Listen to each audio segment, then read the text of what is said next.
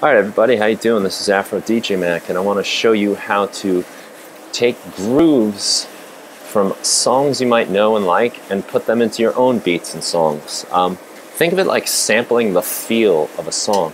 You know, when you program a drum beat, which I'm going to do now, you know, it doesn't have the human feel. A human being will give its own swing. They're not going to play perfectly in time. Right now, this beat I just made is like perfectly in time. You know, sometimes you don't want that. So what we're going to do is take a groove from a song and apply it to this beat so you can hear the difference.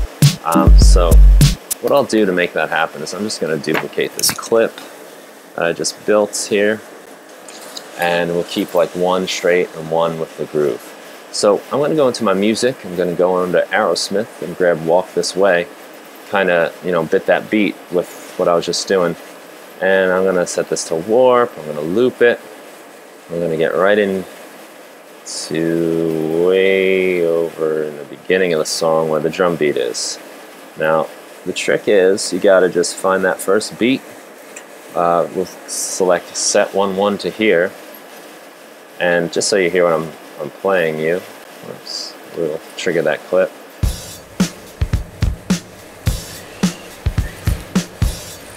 So that's all I want. What I'm going to do is I'm going to grab this, because this is the second bar. I'm just going to pull it to over here, which effectively stretches the beat.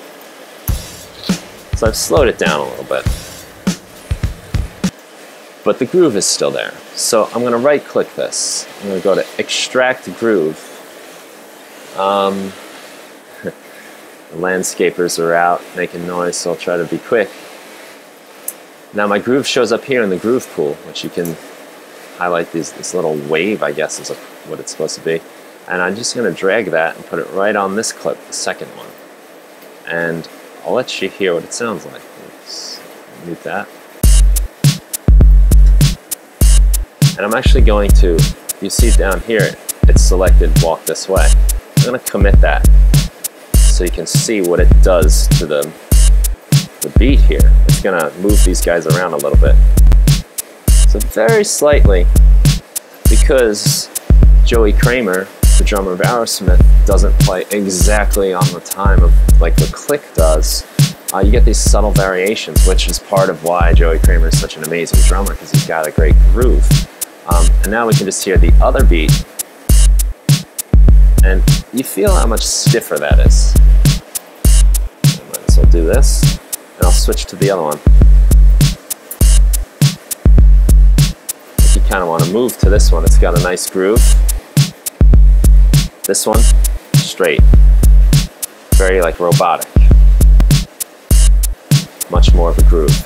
So you can do this with any song you want in the world. You can take the groove and you can apply it to your own beats. It's a really awesome way to give your drum beats, especially, some human variation. If you ever want to see what this groove looks like, you just drag it on.